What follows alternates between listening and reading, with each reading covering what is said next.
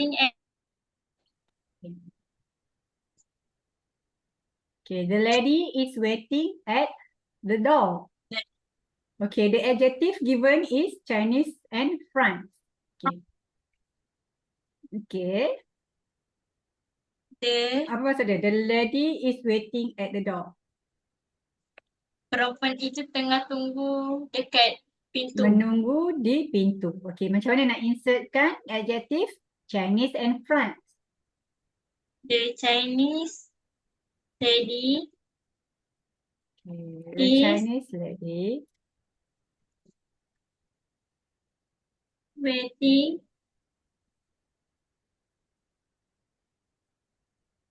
at the front door.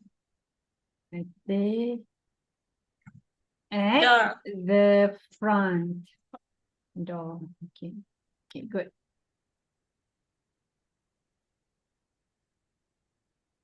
Okay. Number 13. All my friends come for the dinner. All my friends came. Came kan? Betul tak cikgu ni? Came Betul. for the dinner. Okay.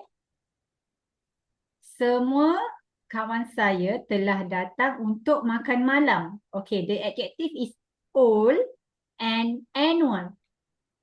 Okay, how to insert this adjective in this sentence? All my my all friends all friends came for the the annual dinner. Okay, maksudnya semua kawan lama saya telah datang untuk apa? Makan malam tahunan. Annual ni tahunan. Okay, next. Next, number 14. Is on the table. The rice is on the table. Okay. Okay, dia punya adjective fried and dining. Fried ni goreng, dining. Okay. Dinner. Okay. Meja makan. 14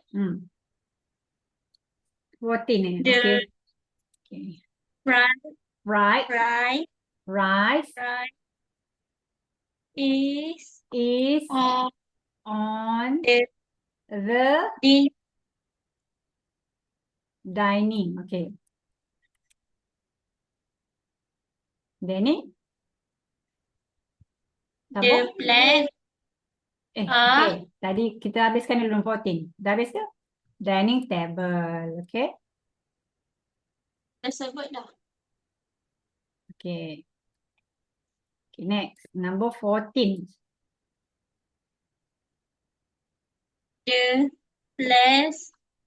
plates are scattered on the floor.